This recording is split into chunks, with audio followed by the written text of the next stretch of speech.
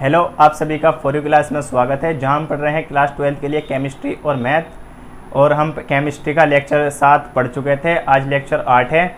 चलिए, इसके अंदर क्वेश्चन चल रहे थे। पिछली बार हमने करा था 2022 और 2020 का अनसोल्ड, आज करेंगे 2019 का अनसोल्ड। इसके अंदर कौन कौन से क्वेश्चन आए हुए हैं विलियन से रिलेटेड। ठीक है, पढ़िए। क्वेश्चन फर्स्ट क्या है?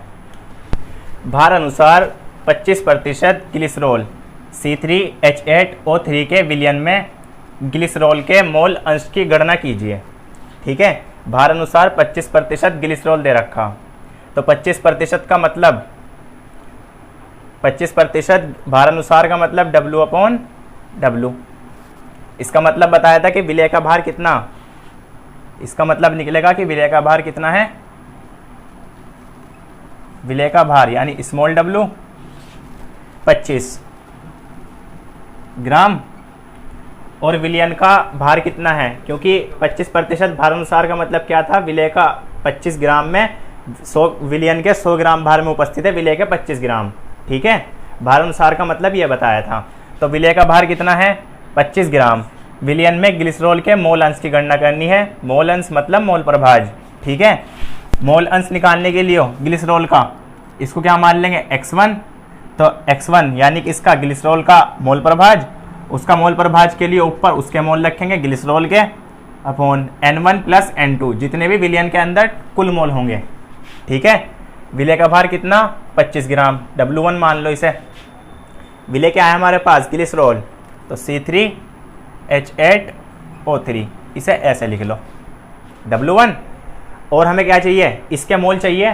तो मोल निकालने के लिए क्या बता रखा, विलय का भार और अणुभार, मतलब जिसके ही मोल निकालने हैं उसका क्या निकालना है, एक तो भार, और उसके अणुभार से क्या कर देंगे, भाग, क्या निकल के आ जाएंगे, मोल। ठीक है, तो इसका C3H8O3 का अणुभार, C3H8O3 का अणुभार यानी स्मॉल m1, इसका अणुभार निकाल लो। अणुभार निकालने का तरीका बताया था, कार्बन कितने, 3 गुना कार्बन, इसका अणुभार मतलब परमाणु भार कितना होगा, 12 प्लस हाइड्रोजन 8 है इसके अंदर, तो 8 गुना 1, और ऑक्सीजन 3 है, प्लस 3 गुना ऑक्सीजन का परमाणु भार 16। ठीक है, यह आएगा इसका अणुभार। तो स्मॉल m1 बराबर 12 36 प्लस 8 प्लस 48। ठीक है, जब इसको जोड़ेंगे 8 16 और 6 22 2 4 6 3 9, इसका कितना आ गया, 92। तो स्मॉल m कितना, स्मॉल m1 कितना आ गया, 92। ठीक है, यहाँ से अब क्या निकाल दो, इसके अंदर मोल। मोल निकालने के लिए भी बताया था W/M1। तो स्मॉल n1 का मतलब क्या होगा, C3H8O3 के मोल, N1 मान लो इसे, बराबर W1/M1। W1 कितना, 25 बटे 92, 25 बटे 92 को भाग दे दियो। जब इसको भाग दोगे तो आएगा 0.27। ठीक है, आगे करेंगे। आगे देखो, N2 निकालना। N2 का मतलब जो इसके अंदर दूसरा घटक होगा वो क्या होगा, अगर कुछ नहीं दे रखा होता तो फिर पानी मान लेते हैं दूसरा घटक इसके अंदर। ठीक है, तो दूसरा घटक क्या होगा, विलायक जो होगा वो जल होगा।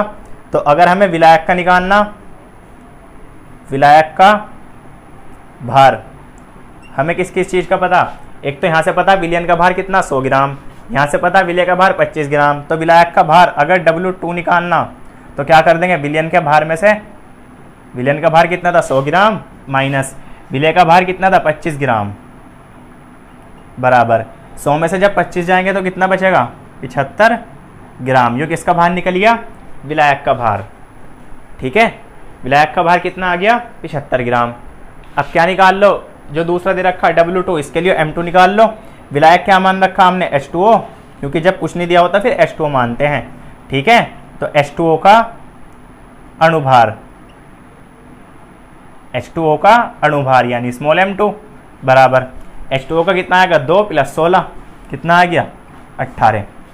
तो हमारे पास N1 तो निकल चुका पहले ही, N2 निकालना तो विलायक के मोल या H2O के मोल, H2O के मोल। तो H2O के मोल यानी N2 मान लो इसे। H2O के मोल कितना आएंगे, W2 बटे M2। तो W2 कितना, ये रहा 75, भाग किससे करेंगे, M2 से 18, 75 बटे 18 आ गया इसका। जब 75 को 18 से भाग दोगे तो आएगा 4.16। ठीक है, हमारे पास N2 भी आ गया और ऊपर N1 भी आ गया, 0.27 और 4.16। बस N1 यानी 1 के लिए क्या निकाल दो, मोल प्रभाज, क्योंकि 1 किसे मान लेते, विले। विले क्या था, ग्लिसरॉल। देखो N1 आया हुआ हमारे पास, तो ग्लिसरॉल यानी C3H8O3 का मोल प्रभाज, मोल प्रभाज कितना मान लो इसे, X1, ये रहा N1 अपॉन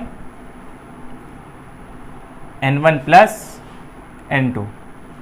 तो X1 बराबर N1 का मान ये रहा 0.27, भाग किससे करना, N1 प्लस N2 यानी 0.27 प्लस N2 4.16। ठीक है, बस इसकी कैलकुलेशन करनी है अब। तो X1 बराबर 0.27 अपॉन, जोड़ लो इसे, 7 और 6 13, 2 2 4, 4.43 आ जाएगा। जब इसको भाग दोगे तो यहाँ से भाग करने के बाद आएगा 0.060। ठीक है, तो इसका आंसर होगा 0.060। तो ग्लिसरॉल का मोल प्रभाज कितना आया, 0.06। ठीक है, नोट करो इसे। क्वेश्चन 2 पढ़ते हैं। 8 ग्राम NaOH 450 ml विलियन में घुला है। विलियन की मोलरता है।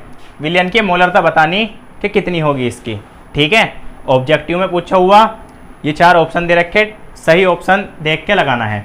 ठीक है, चलिए देखते हैं मोलरता निकलेगी कैसे। तो मोलरता निकालनी, मोलरता का फार्मूला क्या बताया था, W/m/V। तो मोलरता बराबर कितनी थी, W/m/V। क्या चाहिए, एक तो विलय का भार, क्या चाहिए अणुभार, और क्या चाहिए विलयन का आयतन। ठीक है, तो विलय का भार देखो कितना दे रखा, 8 ग्राम, W बराबर 8 ग्राम, और स्मॉल m NaOH का निकालना, स्मॉल m किसका, NaOH का। तो निकाल दो, 23 प्लस 16 प्लस 1 कितना आएगा, 40। ठीक है, NaOH का अणुभार कितना आएगा, 40। और क्या निकालना, विलयन का आयतन। तो विलयन का आयतन यानी V कितना दे रखा, 450 ml। बताया था अगर विलयन का आयतन ml में हो तो उसे 1000 से भाग करेंगे, पहले उसे लीटर में बदलेंगे, तब मोलरता निकल लेंगे। ठीक है, देखो 450 ml, तो V अगर लीटर में निकालना हो 450 बटे 1000 किससे बदल गया हो, लीटर में। 0 से 0, 5 × 45, 5 × 10 0, 9 बटे 20 कितना आएगा, लीटर। मोलरता निकाल दो, तो m बराबर W/m/V से स्मॉल w 8, स्मॉल m ये रहा 40 गुना 9 बटे 20, 20 दूनी 40 और 2 चौक 8, 4 बटे 9। ठीक है, 4 बटे 9 को भाग दो, 0.9 चौक 36, 4 बार चलेगा, 0.444 ये रहा। तो इसका फर्स्ट आंसर सही हो जाएगा। ठीक है, इतना नोट करो, आगे चलते हैं। चलिए क्वेश्चन 3 पढ़ते हैं। 2019 में 347 FN सेट नंबर में आया हुआ है। क्या क्वेश्चन है, 58.5 ग्राम NaCl में इकाई मोलों की संख्या ज्ञात कीजिए। क्या निकालने, मोल। बहुत आसान क्वेश्चन है, मोलों की संख्या n निकालना। तो देखो इसका सॉल्यूशन क्या दे रखा, NaCl का भार, NaCl का भार क्या मान लो, W कितना, 58.5 ग्राम। ठीक है, और क्या निकालना, n निकालने के लिए W/m, m निकालना। तो NaCl का अणुभार NaCl का अणुभार निकाल लो, स्मॉल m बराबर 23 प्लस Cl कैसे लिखा जाता है 17Cl 35.5, तो 35.5 यहाँ आएगा। जब इनको जोड़ोगे 5 और 3 8, 58.5 आएगा। ठीक है, ये इसका क्या आएगा अणुभार। तो हमें क्या निकालना, मोलों की संख्या। तो मोलों की संख्या n बराबर W/m, W कितना 58.5 बटे 58.5, जब कटेगा तो कितना आएगा 1। तो 58.5 ग्राम NaCl में एक इकाई मोलों की मोल जो संख्या होगी वो एक इकाई होगी। ठीक है, इसे नोट करो। अगला करते हैं फिर क्वेश्चन 4। देखिए क्वेश्चन 4 पढ़िए क्या दे रखा। 72 ग्राम जल तथा 92 ग्राम एथिल एल्कोहल के मिश्रण में दोनों के मोल प्रभाज की गणना कीजिए। ठीक है, 72 ग्राम जल दे रखा और 92 ग्राम क्या दे रखा इथाइल एल्कोहल, उन दोनों का मिश्रण है, उसका मोल प्रभाज निकालना दोनों घटकों का अलग अलग। ठीक है, तो एक घटक के मोल प्रभाज को क्या मान लेंगे x1 और दूसरे घटक के मोल प्रभाज को क्या मान लेंगे x2। ठीक है, जिसका मोल प्रभाज निकल लेंगे उसके मोल ऊपर और नीचे क्या रख देंगे कुल मोल। ठीक है, तो मोल प्रभाज आ जाएगा। 1 किसे मान लो, तो चलो जल को मान लेते हैं। ठीक है, तो मोल प्रभाज निकालने के लिए क्या चाहिए मोल, तो पहले क्या दे रखा जल का भार दे रखा, इसे क्या मान लो W1 कितना 72 ग्राम। ठीक है, और क्या चाहिए मतलब इसके मोल निकालने के लिए जल का अणुभार, जल का क्या चाहिए अणुभार, जल का अणुभार स्मॉल m1 बराबर जल का अणुभार कितना आएगा 18। ठीक है, तो यहां से मोल निकाल दो जल के, पहले जल के मोल N1 बराबर W1/m1, W1/m1, W1 कितना 72 और M1 कितना 18, 18 चौक 72, तो जल के मोल कितना है 4। ठीक है, और क्या निकालने हमें, अब इथाइल एल्कोहल के मोल निकाल लो। तो क्या दे रखा 92 ग्राम इथाइल एल्कोहल, तो इथाइल एल्कोहल यानी C2H5OH से कहते हैं इथाइल एल्कोहल का भार दे रखा, इथाइल एल्कोहल का भार W2 बराबर इथाइल एल्कोहल का भार कितना 92 ग्राम। ठीक है, और इथाइल एल्कोहल का अणुभार इसे क्या मान लो M2, इथाइल एल्कोहल का अणुभार यानी कितना M2। देखिए कितना आएगा 2 गुना 12 प्लस 5 गुना 1 प्लस ऑक्सीजन 16 प्लस 1। ठीक है, तो 24 प्लस 5 प्लस 16 प्लस 1, 24 25 और 5 30 और 16 46 आएगा इसका। तो इसका अणुभार कितना आएगा 46। तो क्या निकाल दो C2H5OH के मोल, C2H5OH के मोल। ठीक है, C2H5OH के मोल क्या मान लो उसे N2, क्योंकि W2M2 मान रखा, तो इसको क्या मान लेंगे N2 बराबर W2/M2।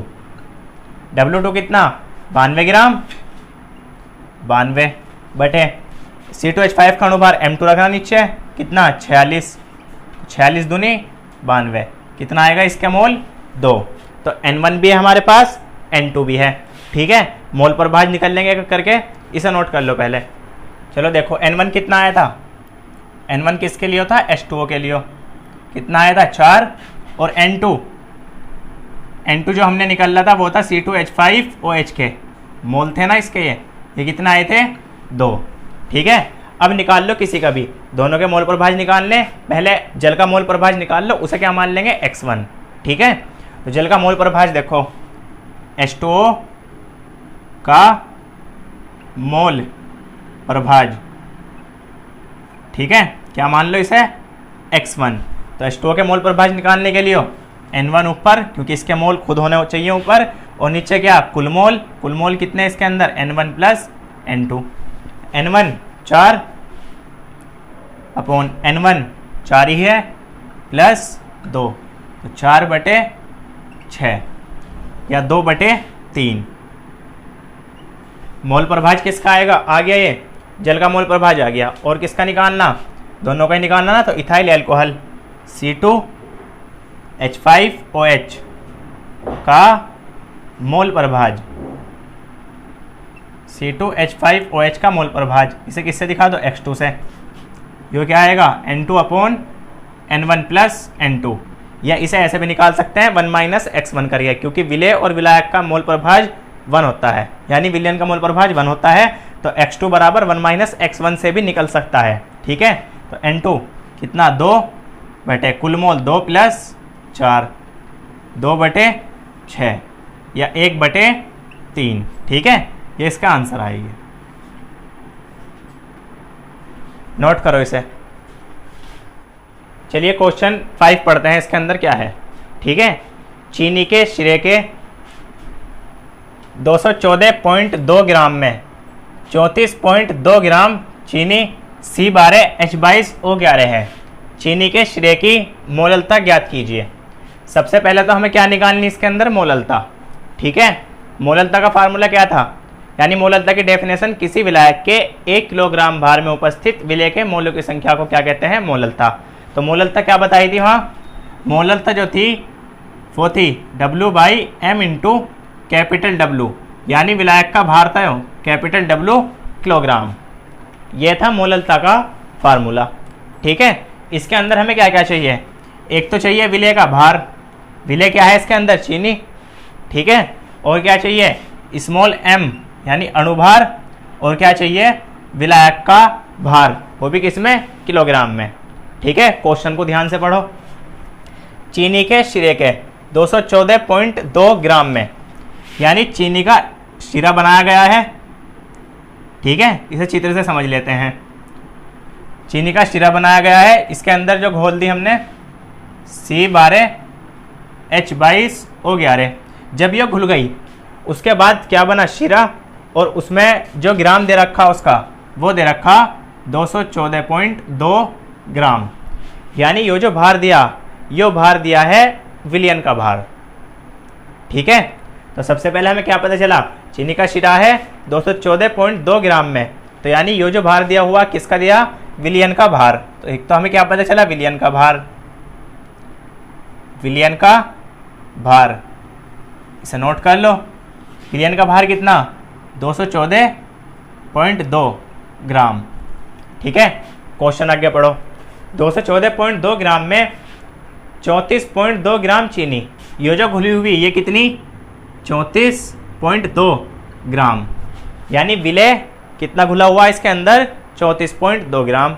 विलेय क्या है, चीनी C12H22O11। ठीक है, तो और क्या दिया, विलेय का भार, विलेय क्या है, C12H22O11 का भार, यानी इसे क्या मानते हैं हम, स्मॉल w बराबर कितना दे रखा, ये दे रखा 34.2 ग्राम। ठीक है, और क्या चाहिए हमें, विलेय का भार, विलेय क्या है C12H22O11, इसका क्या निकाल लो, अणुभार। ठीक है, स्मॉल m, तो C12H22O11 का अणुभार, इसका अणुभार m मान लो, बराबर कितना आएगा, देखो 12 गुना 12 प्लस 22 गुना 1 प्लस 11 गुना 16। ठीक है, जब इसे सॉल्व करेंगे तो आएगा 342। यह क्या है, आ गया स्मॉल m। अब क्या निकालना, विलायक का भार, वो भी किलोग्राम में। तो विलायक का भार निकालने के लिए हमारे पास विलेय का भार भी है, विलयन का भार भी है। क्या बताया था, विलेय प्लस विलायक इज इक्वल टू विलयन। तो विलायक का भार निकालने के लिए विलायक का भार ये निकालना कैपिटल W। ठीक है। विलयन का भार माइनस विलेय का भार, विलयन का भार कितना 214.2 माइनस 34.2, ठीक है। जब इसे घटाएंगे तो आएगा 0. यहाँ से 081, ठीक है। इसका भार कितना आ गया, विलायक का भार W बराबर 180 ग्राम में, क्योंकि विलयन का भार भी किस में था, ग्राम में, और विलेय का भार भी किस में था, ग्राम में। तो W किस में आ गया 180 ग्राम। इसे किस में बदल लो, किलोग्राम में। तो इसे किलोग्राम में बदलने के लिए किससे भाग करेंगे, 1000 से। हमने इसे 1000 से भाग कर दिया, तो यहाँ से 0 खत्म, 9/50, ठीक है। तो कैपिटल W किलोग्राम में कितना आ गया, 9/50। क्या निकालनी, अब मोललता निकालनी। फार्मूले में हमारे पास सब कुछ है, W भी आ गया, स्मॉल m भी, और कैपिटल W, ठीक है। इसे नोट करो, क्वेश्चन करेंगे। चलो इसकी मोललता निकाल दो। तो मोललता बराबर क्या बताया, मोललता बराबर से यहाँ कर देंगे W upon small m into capital W kilogram. Small W 34.2 भाग किससे करेंगे, स्मॉल m ये रहा 342 गुना कैपिटल W किलोग्राम 9/50, 50 ऊपर जाएगा, यहाँ से 0, 342 से 342, 0 से 0। तो इसका आंसर कितना आ गया 5/2 मोलल, या मोल पर किलोग्राम इसका क्या था, मात्रक, ठीक है। ये इसका आंसर होगा, नोट करो। चलो क्वेश्चन 6 पढ़ते हैं। जल में एथिल एल्कोहल का 1 विलयन भार अनुसार 46% है। विलयन में एथिल एल्कोहल तथा जल के मोल प्रभाज की गणना कीजिए। दोनों का मोल प्रभाज निकालना अलग अलग, ठीक है। पहले ये देख लो, भार अनुसार 46% है, तो 46% भार अनुसार का मतलब बताया था W/W। इसका मतलब क्या है, विलय का भार कितना 46, विलय क्या है, जल से अलग इथाइल एल्कोहल C2H5OH का भार कितना, इसे मोल प्रभाज निकालना, तो इसे कुछ भी मान लो, W1 मान लो, ठीक है, 46 ग्राम, ठीक है। तो यहाँ विलयन का भार कितना होगा, विलयन का भार 100 ग्राम, विलयन का भार कितना 100 ग्राम बताया था। 46% W/W, जिसे ना पता हो 46% W/W का मतलब है 100 ग्राम विलयन में जो भी हमें दे रखा वो 46 ग्राम है, यानी विलयन का भार कितना होना चाहिए 100 ग्राम, तब उसके अंदर जो है विलय वो 46 ग्राम है, ठीक है। तो विलयन का भार कितना 100 ग्राम, यहाँ से क्या निकाल लो, मतलब विलायक का भार भी चाहिए W2, तो यहाँ से पहले विलायक का भार निकाल लो W2, विलायक यानी H2O जल दे रखा, H2O का भार उसे क्या मान लो W2 बराबर विलयन का भार कितना 100 माइनस विलय का भार कितना 46, तो 100 माइनस 46 54 ग्राम। यहाँ इसे किलोग्राम में नहीं बदलना, क्योंकि अब हम निकाल ले मोल प्रभाज, किलोग्राम में सिर्फ मोललता में ही बदलना पड़ता है, ठीक है। तो यहाँ पे विलायक का भार ग्राम में ही रहने देना। चलो आगे पढ़ो। तो विलायक का भार कितना आ गया W2, W1 भी है, हमें मोल प्रभाज निकालने सब अलग अलग, तो मोल निकालने पड़ेंगे। तो मोल निकालने के लिए C2H5OH के मोल निकालने के लिए क्या चाहिए हमें, स्मॉल m1, तो C2H5OH का अणुभार, C2H5OH का अणुभार 12 2 + 5 + 16 + 1, ठीक है। 24 25 30 46, कितना आ गया इसका 46। इसे क्या मान लो स्मॉल m1, क्योंकि इसे किससे दिखा रखा C2H5 को OH को 1 से, ठीक है। अब क्या निकाल दो C2H5OH के मोल, तो C2H5OH के मोल यानी N1 बराबर W1 कितना 46 बटे M1 भी कितना 46, कितना आएगा 1 तो C2H5OH के मोल कितना आ गए 1। अब क्या निकाल दो H2O के मोल, तो H2O के मोल से पहले H2O का क्या निकालना पड़ेगा अणुभार। तो H2O का अणुभार स्मॉल m2 बराबर H2O का अणुभार 18। ठीक है, तो विलायक यानी H2O का भार भी है अणुभार भी है, मोल निकाल दो। तो H2O के एक तो हमारे पास इसके मोल आ गए, H2O के हम निकाल रहे, तो H2O के मोल क्या दिखा दो इसे N2 से, W2/M2। W2 देखो ये रहा 54 डिवाइड बाई 18, 18 3 बार चलेगा 3। तो H2O के मोल कितना आ गए N2 बराबर 3 और N1 कितना आया हुआ हमारा 1। ठीक है, नोट करो इसे इतने। देखो तो N1 भी है हमारे पास और N2 भी है। N1 कितना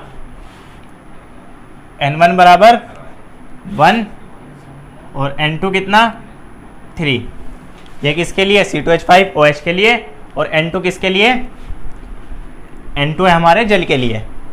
तो सबसे पहले किसका मोल प्रभाज निकाल दो इथाइल एल्कोहल। तो C2H5OH का मोल प्रभाज, C2H5OH का मोल प्रभाज x1 बराबर इसके मोल यानी C2H5OH के मोल ही ऊपर रखने अपॉन N1 प्लस N2। तो x1 बराबर N1 1, इसके मोल निकल के आए थे 1 बटे 1 प्लस 3, तो 1/4। C2H5OH का मोल प्रभाज कितना आ गया 1/4। अब किसका निकाल दो H2O का, H2O का मोल प्रभाज x2 बराबर क्या कर दो 1 माइनस x1, या फिर ऐसे भी निकाल सकते हैं N2 upon N1 plus N2। तो x2 बराबर 1 माइनस x1 1/4, 4 3 3/4। तो ठीक है, C2H5OH का मोल प्रभाज आ गया और जल का मोल प्रभाज आ गया। ठीक है, तो चलिए आज के लिए इतना ही, बाकी नेक्स्ट टर्न पे करते हैं। ये था 2019 का अनसोल्ड। ठीक है।